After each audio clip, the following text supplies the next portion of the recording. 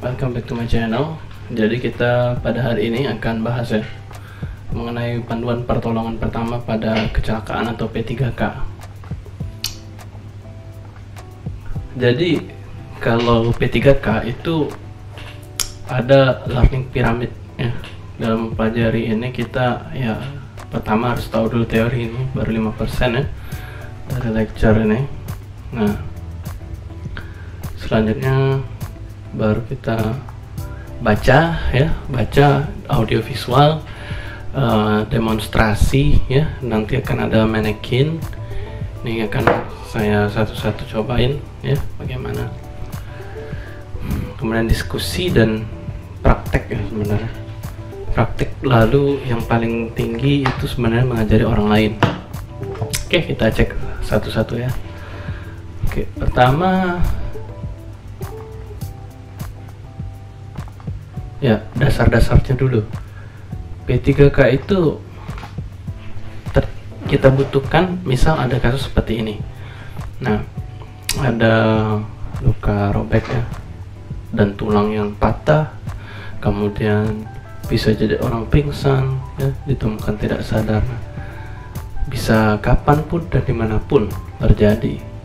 Nah, sehingga kalau di tempat kerja ini khususnya karena kita lingkungan industri, nah tindakan awal ini sudah ada peraturan menteri ya nomor 8 tahun 2008. Jadi memang harus bisa bantu penderita suatu kecelakaan ya sebelum mendapat penanganan lebih lanjut dari pihak medis ya. Oke, ini peraturan menteri tenaga kerja ya dan transmigrasi nomor 15 tahun 2008. Nah, karena mengapa ada kecenderungan dari grafik statistik kecelakaan kerja ini naik turun ya, dan beberapa tahun terakhir ada peningkatan. Nah, oleh karena itu kita harus bisa mencegah ya kematian, lalu cedera yang lebih parah, dan mempercepat pemulihannya. Nah, prinsip dasar P3K jangan membahayakan ya, lalu kita berikan penanganan yang terbaik pada korban dan minta persetujuan serta penggunaan alat pelindung diri. Jangan sampai kita mau menolong orang lain lalu kita menjadi korban ya. Ya, jadi persyaratan kotak P3K nih.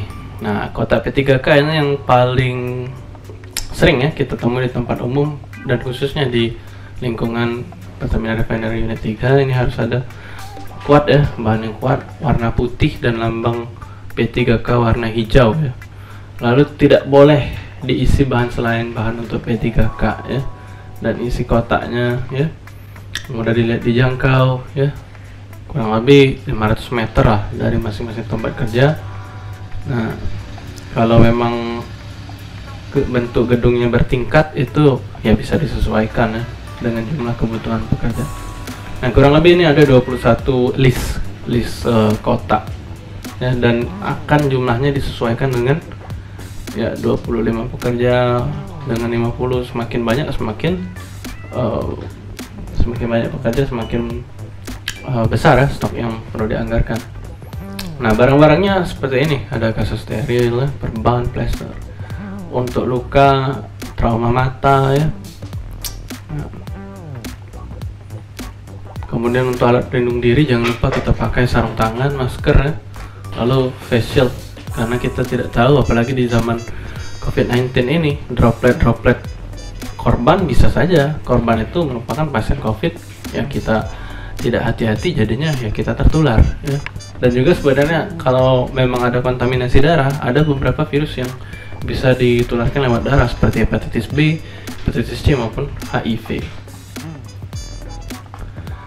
Nah, kita akan bahas di topik pertama nih.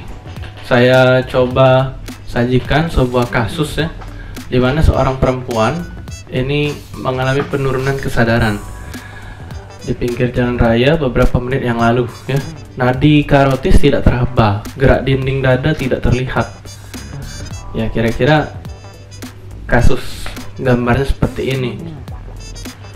Jadi kita harus butuh untuk namanya resusitasi jantung paru, RJP. Nah, Jadi memang ada suatu henti jantung ya, atau cardiac arrest. Ya, dominannya pada pasien-pasien penyakit jantung koroner ya, penyumbatan saluran pembuluh darah.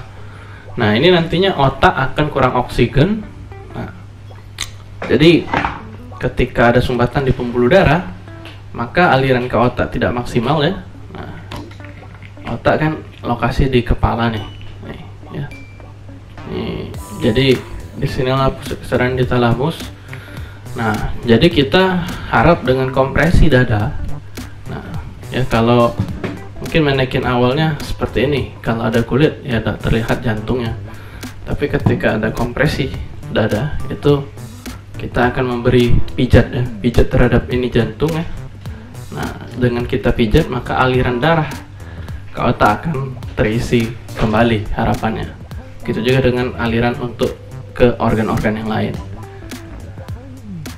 Jadi seluruh tubuh mendapat oksigen. Nah, ya kita pertama harus survei primer dulu, lalu kita survei sekunder. Survei primer ini kita lakukan pemeriksaan dari airway, aliran napas, breathing, circulation. Ya, breathing itu cara bernapasnya, dan circulation itu dari jantung dan pembuluh darah. Kemudian kalau untuk survei sekunder itu dari head kepala sampai ke jempol kaki, head to toe ya. Nah, apa aja nih yang mau diperiksa dari ujung kepala sampai ke ujung kaki ya, itu akan kita jabarkan. Nah, namun sebelum kita lakukan pertolongan, sebaiknya ada saksi atau orang lain yang juga berusaha untuk menelpon ya, bantuan yang lebih lengkap ya, pihak medis, bisa rumah sakit atau klinik. Ya, jadi dari survei primer tadi, sebelum kita lakukan pemeriksaan dari airway, itu kita dangernya itu, bahaya kita sikirkan dulu. Misalnya di jalan raya tadi kita pindahkan ya pasiennya ke tempat yang aman. Nah, kemudian kita cek respon, Pak, atau Bu. Boleh juga cek respon tuh dari rangsangan nyeri ya, rangsangan nyeri. Jadi kita seperti ini kan, atau di bahu ya, di tepuk. Nah, sensornya dikirim ya, DRS, ABCD ya. Defibrillation itu jadi listrik jantung ya. Nah, kita akan bahas satu-satu ya. Jadi amankan diri, amankan lokasi, dan amankan pasien ya untuk danger tadi. Cek victim, nah, airway dan DRS, CAB. Ya, jadi mengapa harus lingkungan kita amankan ya? Karena ada beberapa kondisi, contohnya saat ada kebakaran ya. Kebakaran itu ya jelas akan ada resiko untuk luka bakar bagi pasien penolong ya. Nah, jangan jadi korban berikutnya, atau tumpukan kayu nih seperti di gambar ini, ada balok besi yang menimpa penolong ya. Nah, tadi respon kesadaran baik-baik saja ya. Kita coba lihat reaksi ya, reaksi respon korban tuh awake untuk kondisi normal, lalu voice misalnya rintihan ya, atau bisa berbicara spontan, ya Pak saya habis jatuh tadi, nah misalnya, atau pain dari nyerinya, kemudian unresponsive atau tidak ya, ketika pasien tidak sadar tuh unrespon ya, tidak ada respon. Nah, jadi kalau tidak sadar kita segera panggil bantuan ya. Boleh nanti pakai HP atau HT, tekan nomor tujuannya 911 atau 3159 misalnya, halo saya dengan ya sebutkan nama kita ya yang mau menolong, saya dengan Ican di sana, saya menemukan korban tidak sadar di gedung Ogan misalnya. Oke, kita sadar, tolong segera kirimkan ambulans. Nah, setelah kita lakukan calling, nah kita lihat dulu sekitar kita apakah ada alat AED ya, Automatic Electrical Defibrillation, memberi kejut listrik di jantung. Nah, ya kita laporkan data lengkap dari pasien, nama, tempat, lokasi, dan permintaan bantuan. Nah, lalu kalau sudah kita lakukan panggilan, ya, koordinasi dengan pihak yang merujuk, pasien kan masih belum sadar nih. Nah, jadi kita harus bisa mengamankan dulu nih yang survei primer tadi, CAB, circulation, airway maupun breathing. Sebenarnya ada dua tipe ya, ada kalau memang henti jantung tanpa trauma biasanya CAB. Nah, namun kalau ada kita duga trauma, kecelakaan, nah itu biasanya ABC menurut ATLS ya. Kalau CAB tadi menurut ACLS atau PERCI. Nah, kalau denyut nadi, kita meriksa untuk circulation ini, kita cek di arteri karotis ya. Ini arteri karotis. Nah, kita lakukan palpasi perabaan untuk dewasa dan anak, atau di sekitar arteri radialis di tangan ya. Nah. Ya, jadi kalau arteri karotis ini dia termasuk pembuluh darah nadi yang besar ya. Nah, kalau radialis kita bisa raba di sini. Nah, kita cek. Kalau bayi itu justru di brachialis, di daerah tempat Nancy ya. Ya, jadi kita susuri ke daerah trakea ya, ke arah samping ini. Nah, dan rasakan denyut ya. Kalau tidak ada, berarti tidak ada nadi. Lalu kita cek respon ya. Tidak ada napas, lakukan CPR, kompresi dada ya. Kompresi dada perbandingan 30:2. Nah, ingat, dada itu jantung lokasinya lebih ke kiri memang sebenarnya, tapi kurang lebih kita boleh lakukan pijat jantung di sternum ya. Nah, di dinding dada. Nah, kecepatannya sekitar 100 kali per menit, kedalaman sekitar 2 cm. Karena kalau kita bisa lihat, jantung itu tidak langsung ke kulit ya. Ada tulang rusuk, ada pelindungnya nih, ada kulit otot ya. Nah, tulang rusuk. Nah, jadi kalau kurang lebih seperti ini, kalau kita tidak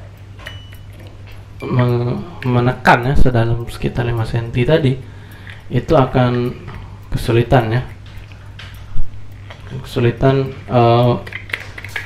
bagaimana tekanan RJP kita itu membuat jantung memompa. Jadi percuma saja RJP yang kita lakukan jika tidak dalam. Nah, jadi posisi itu kurang lebih di sekitar tengah dada ya, di daerah sternum. Oke, boleh kita hentikan RJP itu kalau korban respon, ada petugas medis yang lebih ahli datang ya, ataupun penolong yang kelelahan. Nah, untuk airway, jalan napas, kita membukanya itu dengan head tilt chin lift ya. Jadi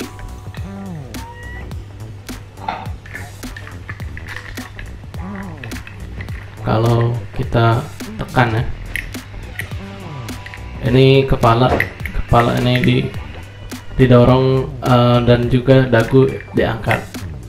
Nah, tujuannya kita harus bisa membebaskan ya, dan melihat bagaimana apakah kondisi lidah pasien itu jatuh atau ya ada sumbatan dari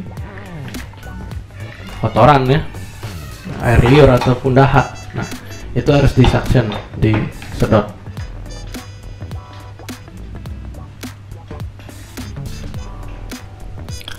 Oke, selanjutnya kita setelah bebaskan jalan nafas ya, head tilt chin lift ekstensi ya, kita bisa pasang yang namanya OPA, oropharyngeal airway, ataupun alat bantu lain. Nah, tapi kalau ternyata ada dugaan nih, ada cedera tulang belakang, nah ini berbahaya ya kalau kita lakukan head tilt chin lift tadi. Nah, karena akan melakukan fleksi di punggung, jadi kita harus lakukan jaw thrust aja. Jaw itu kan rahang, jadi kita tarik. Nah, kita buka tanpa melakukan fleksi di punggung ya. Nah, kita masukkan alat bantu napas OPA atau vent tadi, atau jika ada suction ya, alat sedot, kita isap lendir yang ada di mulut pasien. Ya, jadi kedua tangan diangkat di dagu ya, deretan gigi rahang ya, jadi diangkat dari sini ya, gigi rahang atas.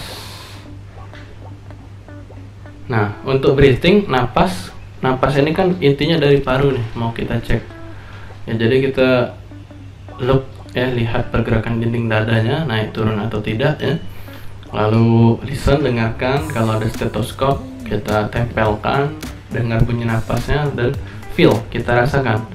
Nah, jangan lebih dari 10 detik ya. Kalau 10 detik ternyata memang tidak ada, ya itu berarti kita segera melakukan RJP tadi. Nah,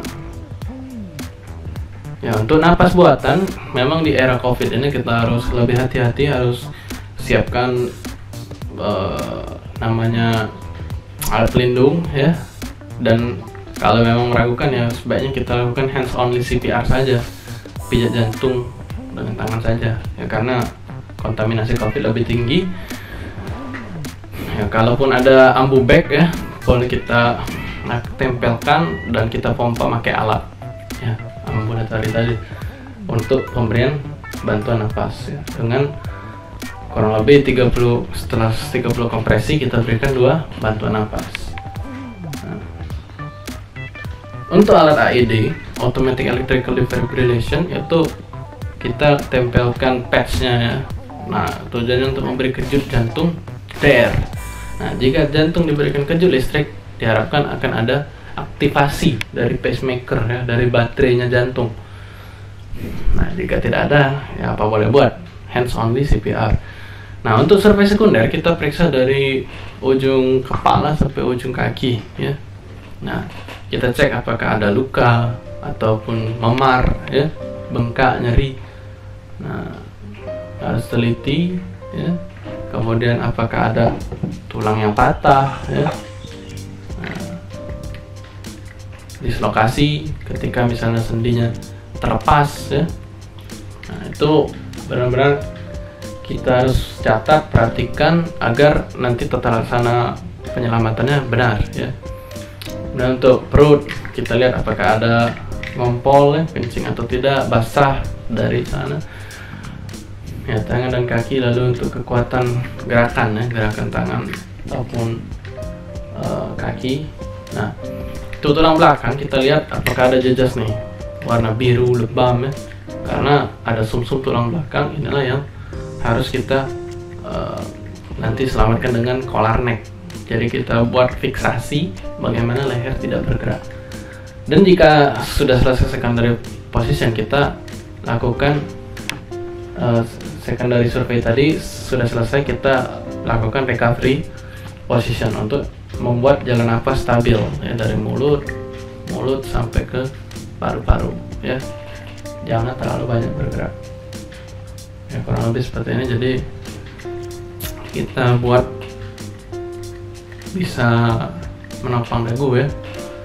Nah, dan ini tujuannya untuk mencegah tahan ke dalam jalan nafas ya. Ini urutannya, jari tangan kanan dulu, tangan kiri, lalu kaki kiri, dan balikkan ke kanan ya. Selanjutnya yang skenario yang cukup sering terjadi, terutama untuk ibu-ibu, ada luka bakar ya di dapur atau ini.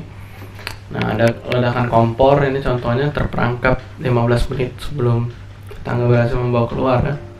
Nah, ada luka bakar di alis, hidung ya, dada, jadi ya, lumayan seperti bula ya, mirip lilin.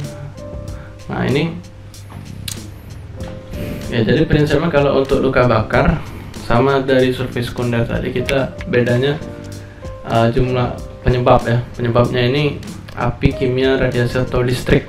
Nah, dari kabel atau ini. Nah, dan derajatnya nanti dibagi menurut lapisan kulit yang terkena. Nah, contoh lapisan kulit sih ini ya, ini ada paling luar ya, epidermis, dermis ya. Nah, lalu sampai subkutan ya. Nah, semakin yang kalau first degree itu di bagian atas saja, kalau bagian epidermis ya, yang terkena. Kalau di second degree ini sudah ke bagian bawah, pertengahan, dan ada seperti gelembung, nah, gula isi protein. Dan kalau yang ketiga itu sudah mutung sampai ke subkutan, sudah hangus hitam. Kalau second degree masih ya merah. Nah, ini jadi derajat-derajat ini lepuhan sebagai good to know lah ya. Nah, ini kalau yang perlu bantuan itu jika luka bakarnya luas, jalan napas terhalang ya, di kepala, leher, atau kelamin derajat 3, usia muda maupun usia yang lebih tua, kurang dari 5 tahun terlebih dari 60 tahun, lalu ada kimia ledakan listrik ya. Ya, penanganannya siram dengan air dingin yang mengalir, buka pakaian pasien, keringkan ya, dan minimalkan kejadian shock.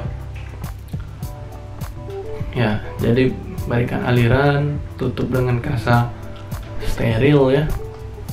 Nah, kalau ada contoh kasus lain, ini apinya harus, itulah tadi pelatihan APAR ya, dengan emergency insurance kita aplikasikan di luka bakar ini ilmunya. Nah, jadi yang harus dihindari ini justru kompres es, melepas baju yang lengket dari kulit karena akan merusak struktur tubuh pasien ya. Odol itu juga tidak boleh ya, dan pecahkan gelembung. Kalau gelembung ini sebenarnya isinya protein. Nah, kalau luka bakar kimia ya, kalau serbuk ini bersihkan dengan sarung tangan. Lalu kalau dia cair, cuci dengan air mengalir 20 detik ya. Kalau kena mata 30 detik, dan semua pakaian dilepaskan.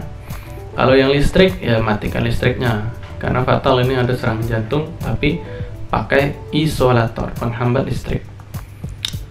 Nah, kalau luka bakar radiasi jangan lupa pakai sunscreen ya, SPF, tabir surya, karena mirip prinsipnya dengan luka panas. Nah, selanjutnya setelah dari luka bakar kita lanjut ke kasus tulang ya, tulang menulang. Ini contohnya yang paling sering kalau ada anak-anak misalnya itu kan balapan liar. Nah, dia tidak pakai helm, nah nyari hebat ya, nyari lutut. Nah, jadi permasalahan tulang ini, kakinya ya ada kebiruan di tangan kiri, lutut kanan.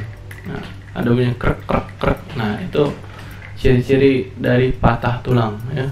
Jadi nanti prinsipnya kalau tulang sudah patah atau bergeser atau memar, kita akan berusaha untuk yang namanya meminimalkan rasa nyeri tadi. Nah, bisa jadi sebenarnya tulangnya tidak ada masalah. Kalau di sistem gerak ini bisa saja cuma ototnya nih, ototnya mengalami namanya cedera istilah awamnya. Namun yang lebih spesifik itu ada namanya tendon. Kalau penghubung antar otot ya, kalau dia memang istilahnya radang atau tertarik secara mengejut itu sprain ya, cedera memang peregangan berlebihan. Namun kalau dia sudah robek itu strain ya. Nah, kita prinsipnya lakukan rest istirahatkan, lalu dikompres dingin dengan es, kompres ya. Nah, lalu di elevated, diangkat, ditinggikan, nah, agar terjadi aliran yang lebih lancar. Nah, bisa juga ada dislokasi. Jadi contohnya seperti ini. Ini sendi ini ada pengikat, namun pada pasien yang mengalami kecelakaan ini bisa saja terlepas ya. Nah, itulah yang namanya dislokasi. Jadi bisa kita bayangkan ya. Jadi dia hanya diikat sama kulit dan daging, terlepas dari sendinya itu. Jadi ya nyeri karena menekan saraf ya. Nah, jadi memang tulang tidak ada pada posisinya. Nah, ini nah bergeser, contohnya dari tangan ini dia bergeser, ini dislokasi, memar ya, biru. Nah, dan pergerakan tidak maksimal. Nah, kalau ada perdarahan ya kita stop, kita babat tekan, kita gulung, lalu jangan coba-coba ya kalau merasa awam, bukan kemampuannya untuk memperbaiki sendi, karena justru akan memperparah ya. Dan kita istirahatkan, kompres es, dan pakai bantal ya, elevasi tadi, tetap rise lagi. Nah, selanjutnya ini patah tulang ya. Jadi patah tulang itu ada dia yang masih di dalam kulit, ada juga yang kulitnya robek karena patahan tulang yang tajam tadi ya. Jadi ada fraktur tertutup, fraktur terbuka. Nah, jelas kalau dia namanya patah tulang itu terjadi perubahan bentuk, ngebengkok ya, tidak lagi lurus. Nah, ataupun kalau yang dia fraktur terbuka, jelas daging atau ujung tulang yang patah itu bisa keluar ya, dan otomatis darah ya, pembuluh darah itu robek karena tekanan lancip dari si tulang tadi. Nah, jadi kita intinya harus bisa, kalau ada perdarahan kita stop, kita babat tekan. Kalau tulangnya agak bengkok, diluruskan dulu. Nah, dibabat tekan. Apa saja boleh kita gunakan. Jika tidak ada alat-alat P3K, boleh dipakai seperti misalnya pakaian ya, kita lilit ya, untuk stop perdarahan sementara sambil tim medis datang. Jika untuk membuat kakinya diam, pembidaian itu, jika tidak ada alat-alat yang spalk atau yang memang medis, standar medis, boleh kita pakai misalnya rotan, kayu, atau papan datar ya, yang diharapkan tidak membuat goyang-goyang dari patahan tulang tadi. Jadi mantap, diam, dan bisa diminimalkan ya rasa nyeri pasien. Ya, jadi konsepnya tadi jangan dimasukkan kembali tulangnya karena bisa memperparah ya. Usahakan ya di stop saja, diikat, babat tekan ya namanya. Nah, karena nanti meluruskannya ini biasanya dalam general anestesi bius total, karena rasa nyerinya yang luar biasa. Bisa-bisa pasiennya namanya shock neurogenic sebagai komplikasinya. Nah, jadi daerah cedera dibuka, lalu kontrol perdarahan ya, dibabat tekan. Nah, tadi ditinggikan juga untuk mengurangi beban jantung ya, tekan langsung atau dengan alat bantu tensi nih, tekanan tonikat ya. Jadi dililit, jadi dia tidak mengalir keluar lagi. Nah, boleh ditekan langsung atau ditinggikan ya. Nah, jangan dilakukan pada bagian tubuh yang patah atau dislokasi. Nah, baru tekan, boleh pakai tonikat, ada tali misalnya kita lilitkan ya di lokasi dekat perdarahan. Jadi ya tulang tidak bergeser, lebih istirahat, sakit berkurang dan sembuh lebih cepat ya. Nah, kalau di daerah bahu ini kita lakukan namanya mitela, pakai segitiga ya, kita lipat berlawanan arah lalu kita fiksasi, dikunci, lalu ada bidai dengan lengan atas. Nah, jika frakturnya di humerus ya, prinsipnya jadi papan dililit sama kain ya. Nah, atau bisa di siku ya, tergantung dari lokasi patah. Lengan bawah, pergelangan tangan ya. Jadi kita buat kalau di pergelangan tangan bagaimana ya, diam. Nah, ini contohnya, dililit dengan papan dan kain kasa misalnya. Atau di jari juga ya, phalanges ya. Variasi kasusnya bisa paha. Kalau paha ini termasuk tulang yang paling besar ya di tubuh, jadi risiko perdarahannya juga cukup besar. Dan prinsip pembidaian tadi harus melewati 2 cm. Kalau patahnya di sini, berarti bidanya dari sini, dari atas ya, tulang pinggang sampai ke dengkul. Contohnya seperti itu ya. Jadi pengikatannya ada di atas, tengah, bawah ya, 3 posisi. 2 sendi ikat di 3 posisi ya. Ya, fraktur patella ya. Ya, bisa juga di variasinya di tengah kita juga letakkan pelembut ya, jadi pengikatan kita lebih maksimal, lebih kencang ya. Tapi hati-hati saat membidai, jangan juga terlalu kencang karena ada yang namanya sindrom kompartemen. Jadi ketika terlalu kencang itu bisa mematikan saraf dan pembuluh darah. Jadi setelah kita lakukan pembidaian awal, kita ikat. Nah, kita coba rasakan apakah ada denyut dari pembuluh darah, ataupun kita coba rangsang raba atau nyeri, pasien respon ya sebagai petanda atau petunjuk dari sarafnya masih aktif atau tidak. Nah, jika pasien masih bisa ngerespon nyeri atau denyut pembuluh darah masih teraba, berarti kemungkinan sindrom kompartemen bisa kita singkirkan, dan pasien yang sudah kita bidai tadi boleh kita coba pindahkan ke tempat pelayanan medis yang lebih canggih ya. Jadi posisi-posisi padding harus benar-benar diperhatikan ya. Contoh-contoh kasus dislokasi ya, kita lihat perbedaan dari foto ini memang benar-benar ada benjolannya ya, berbeda. Oke, demikian ya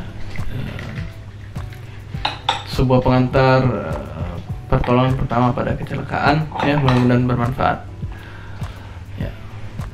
Dan jangan lupa jika ada kesempatan, ajarkan ilmu yang didapat hari ini ke orang lain agar semakin maksimal proses pembelajaran kita. Terima kasih, salam sehat.